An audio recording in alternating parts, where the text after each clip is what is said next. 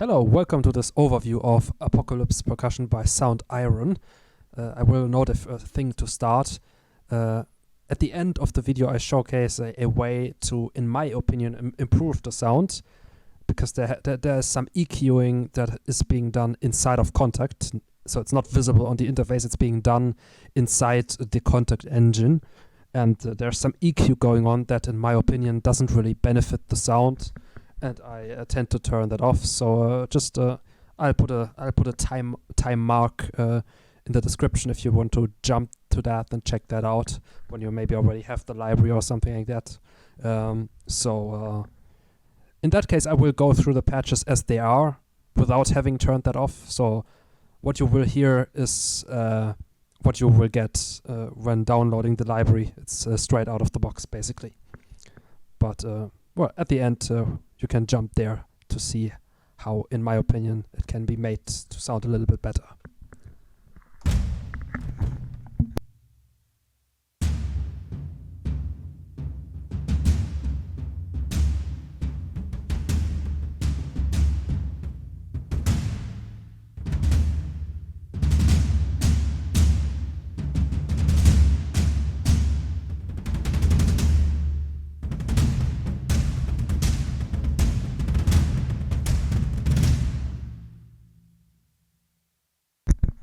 I like the layout of it, so two keys next to each other are always the same sample.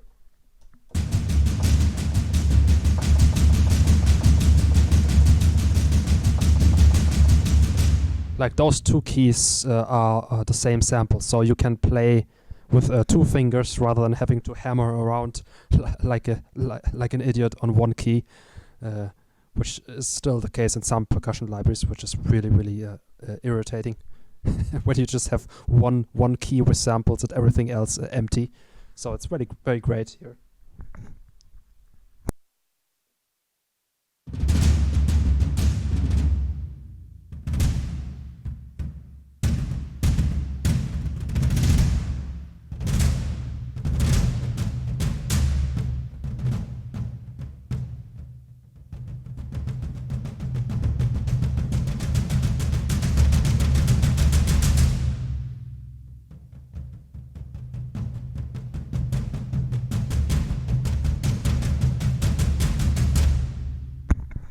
This is also supposed to be a bit something for nerds.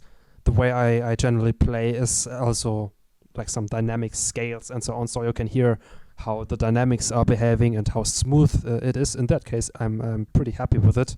It's really smooth. It's well sampled.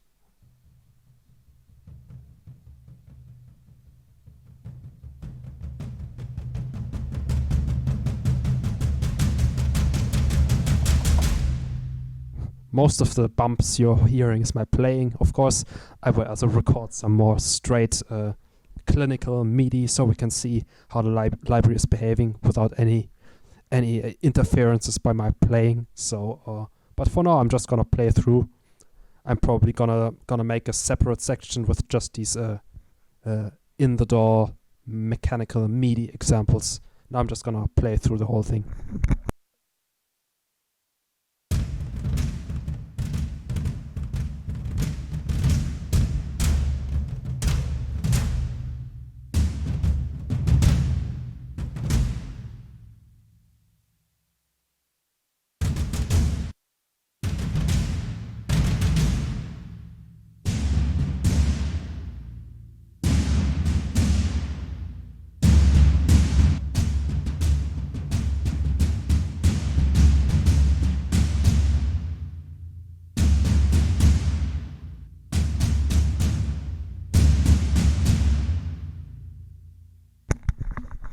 By the way, what I like to do if drums or anything else is too resonant, I like Soothe a lot. So it's a really fantastic plugin. It is very efficient in getting rid of resonances. It's kind of a way to scoop out resonances without affecting the overall sound as much as you would when EQing. And it's also more dynamic and fluid. So it's responding to volume. So the louder the source gets, the stronger the reduction action of this plugin gets. So that's not always ideal, because you're gonna have if you turn up the volume before the plugin, like with a gain plugin, or any other plugin that affects the volume, if you turn that up, you will get much more action by Soothe. So that's something to keep in mind. That might destroy the sound, but yeah, overall it's a great plugin. Although I wish there was a way to make it not respond to volume as much. Gullfoss, for instance, doesn't respond to volume at all, I think. So that's great. So what I like to do with Soothe is get rid of some of these low mids there, kind of boxy frequencies. With an EQ that works too, but with Soothe is kind of purely targeting those kinds of frequencies without affecting the transients and the noisy frequency content as much, and so on.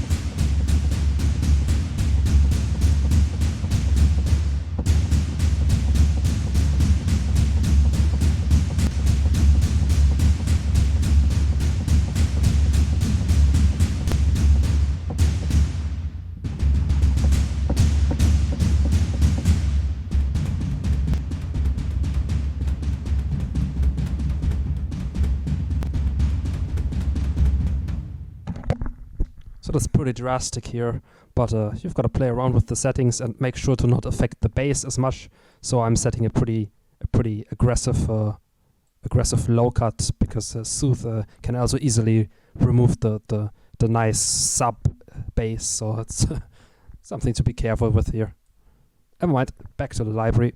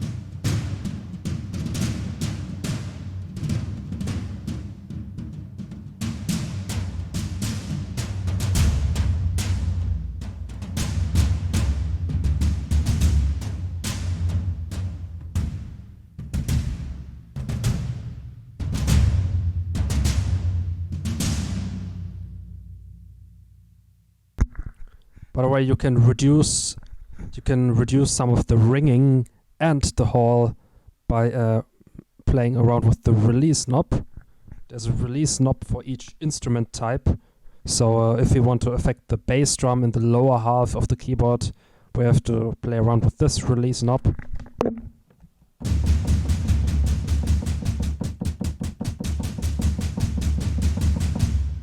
So we can get some really tight percussion done.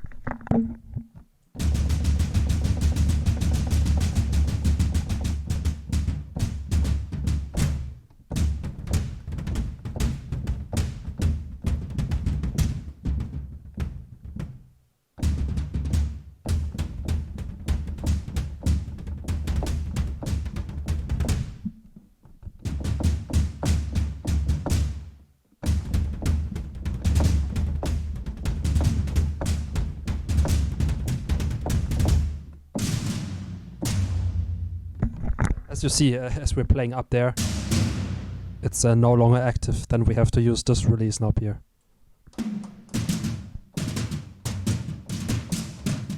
And the same logic all the way up. So worth noting that the release knob here is not a classical release.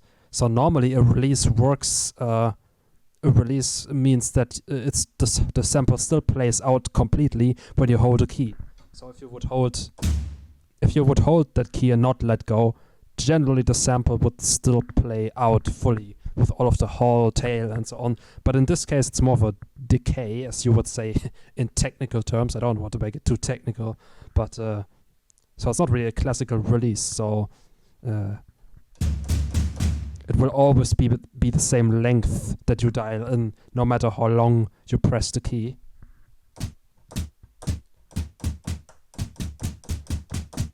So I can hold it as long as I want. It will still not ring out, even if I hold it for quite a while, and probably even if I use the sustain pedal. Yeah, even if I use the sustain pedal, it still doesn't play out. So yeah, it's more of a decay or something like that.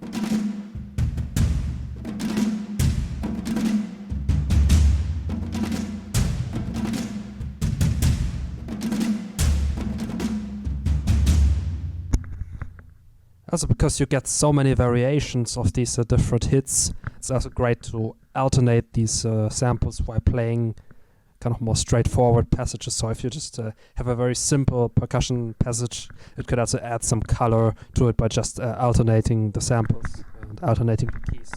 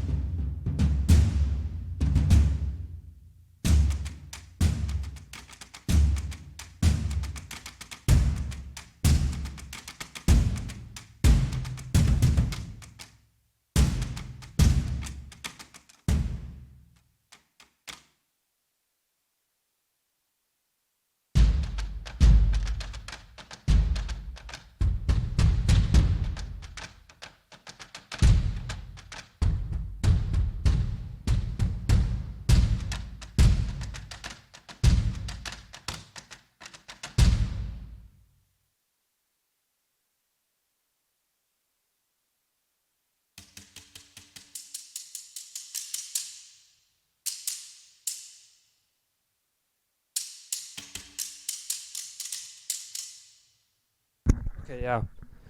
It's pretty strange. The Clack mixer here, the Clack patch that I'm just loading, has there arpeggiator on. So if I press a key, it plays its own rhythm. I don't really know why they left that on by default, but to turn it off, you have to click on ARP and then find the mode knob right here, the mode knob, and turn it down to off. That took me quite a few minutes to figure out. I don't know why there isn't a button to turn it on and off, but yeah. So that's the way it works, by going through the modes, and one of the modes is off, which makes a lot of sense. Yeah. Anyways.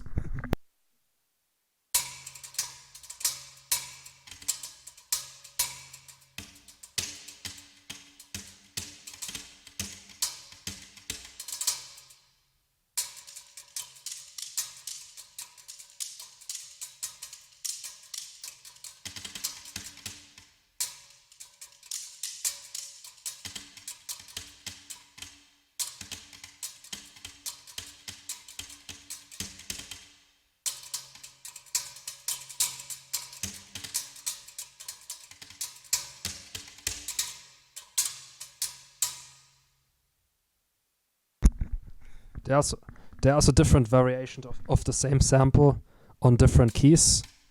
For instance, there's that sample here. On 2 keys, as always, the same sample on 2 neighbor keys. So we can play with 2 fingers nicely. But then there's also a looser, more sloppy variation, but it's not next to it, but further above. If you look at the contact keyboard, you see where I'm playing.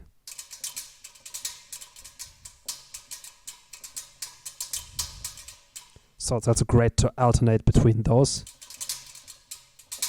Same with this one.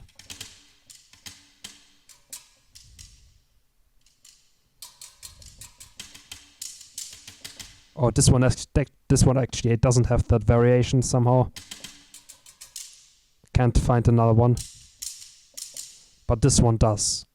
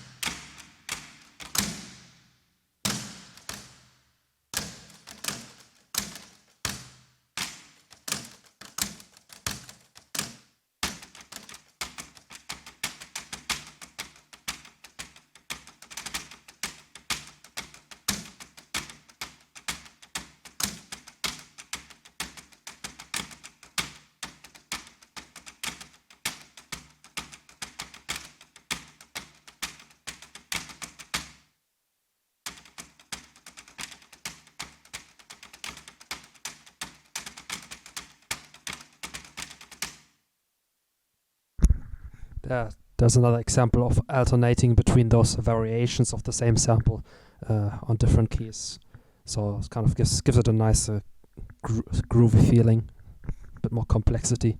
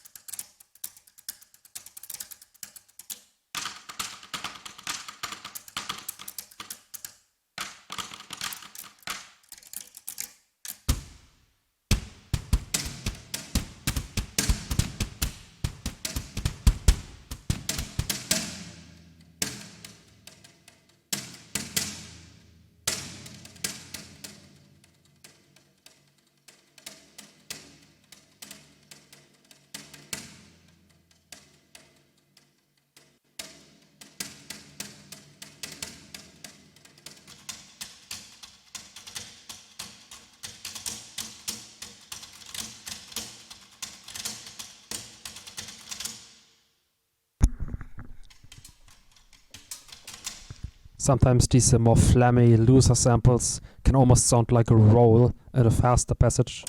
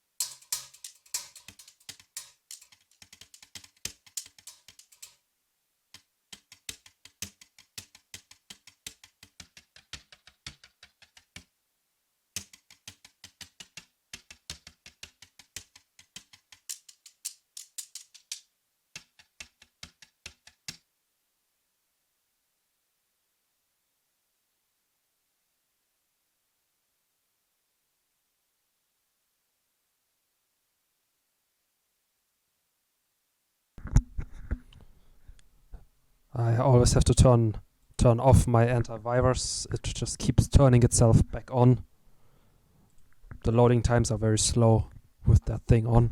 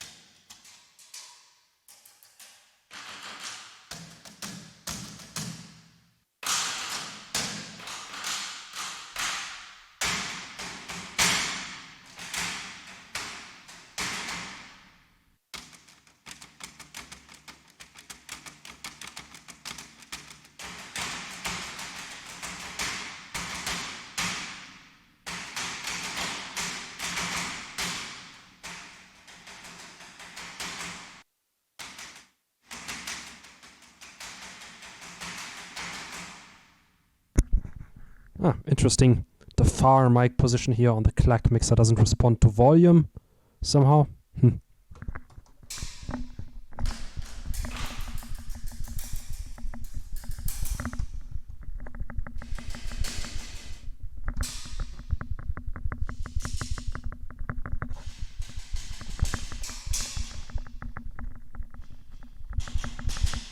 Well, it works only on some articulations, but not others. So maybe some kind of bug that has to be fixed.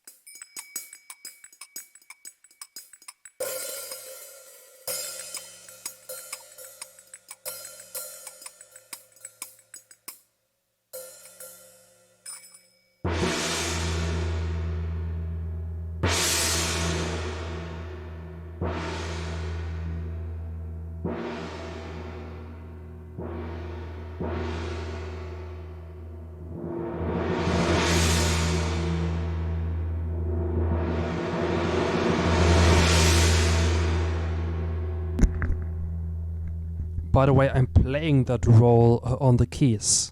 It's pretty impressive. Very nice dynamic range that they've sampled here. So I'm just...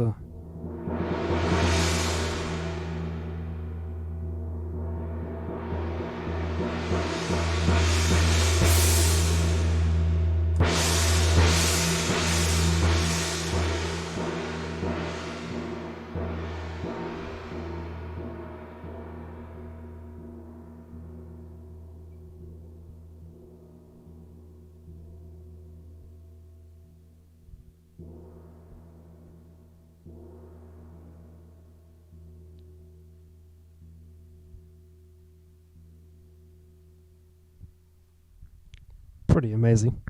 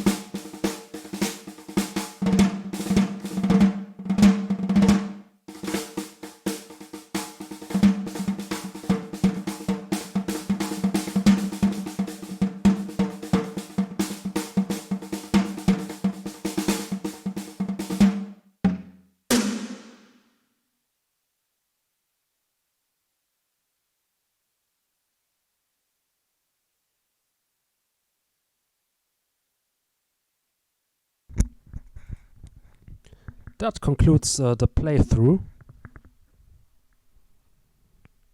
And I won't get around to now also doing some these straight clinical MIDI passages that I talked about earlier. I can just say that the library really responds super well to dynamics. It's very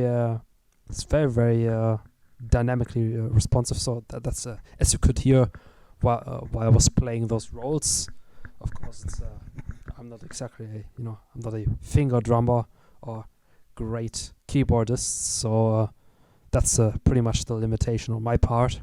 But the library responds extremely well to dynamics. There seem to be lots of dynamic layers going on, or it's just very well set up and programmed. So definitely, especially impressive how you can just go from the extremely wet hall sound, which still sounds fairly clear a lot of the times in a lot of the mics, to a almost studio upfront type sound. So it's just extremely impressive. Just as a notice in the beginning, I generally turn off some of the processing that they've done inside of Kontakt, so that they've done some EQ settings inside of Kontakt here. It's not available on the interface, but inside of Kontakt they've done some EQing that I'm not really happy with. So I first always go with the wrench icon here inside of Kontakt, and then I look at the groups, either in the group editor, here in the group editor, or in the expert tab. I think in the latest version of Kontakt it's called differently. I think it's called monitor in Kontakt 7. It's just, they always have to change something somehow to make things more difficult. Yeah, but in that case it's called monitor in Kontakt 7. In Kontakt 6 it's still called expert tab. So that's the way you can look at the groups, or via clicking the group editor. If it's not visible, we can just click it and then it shows up. And if all of those groups have this edit flag, if all of the groups are white here, have a white square, then we're good to go. If every single group has that white square, because then the changes are going to affect all of these groups. Only the changes I make here. I'm still not entirely sure how that works, but if I, for instance, remove that EQ, then it will be applied to all of the groups. If it looks like that, or it's like completely random in terms of where this white square is, then it will only affect those groups with the white square, for instance. So the EQ will still be everywhere. It's just gonna be randomly removed and randomly not removed. So we want to make sure that all of these are white. And if they're not, then I'm clicking on the first group on top, and then while holding the shift key, I click on the last group. Then all of them are selected, but that's not enough. They have to also have that flag. They can't just be selected. So I think I'm not an expert, but just to be sure, I always select all of them, and then select the edit flag for all of those by right-clicking on any space in here, and then clicking Set Edit Flag for the selected groups. Sometimes there's a strange thing happening in Kontakt where one of these groups will not have that white square edit flag if I initially click that. So it's just one of these groups. Usually it's the first group or the last group. I don't know if that has something to do with where I'm clicking when hitting Set Edit Flag for the selected groups. I don't know how that is being caused, but yeah. Always important to look out for that, because otherwise the changes are not going to affect that group that is not being selected, even though it was selected. So right now it's not happening, it's kind of random, but watch out for that. If it's happening, then you have to do the whole selection again. Then you have to click at one of these groups, so the selection is gone. So this whole selection whale coloring is gone, and then select all of the groups again by clicking on the first, and then while holding the shift key on the last, and boom, they're all selected again. And then we have to set edit flag for the selected groups again. And after doing it the second time, usually that issue is resolved and all of the groups are white tagged or white flagged, basically. And once all of that is taken care of, I just remove the EQ by clicking that exit button there. And it takes a while. I wouldn't worry about it if it doesn't take many minutes. In my case, it takes about a minute, unfortunately, or almost, till it's removed. So it's not frozen, it's not crashing. It's just takes a while. So after that, the EQ is gone, but there's also a pretty big volume change for whatever reason. Once the EQ is gone, once the EQ is fully removed, the whole instrument tends to be much quieter, but that's not a really bad thing, because then we can always make it louder easily in the DAW or anywhere else. At least it's farther away from clipping, which of course can easily happen if you smack down a lot of drums, so it's not really a bad thing. Anyway,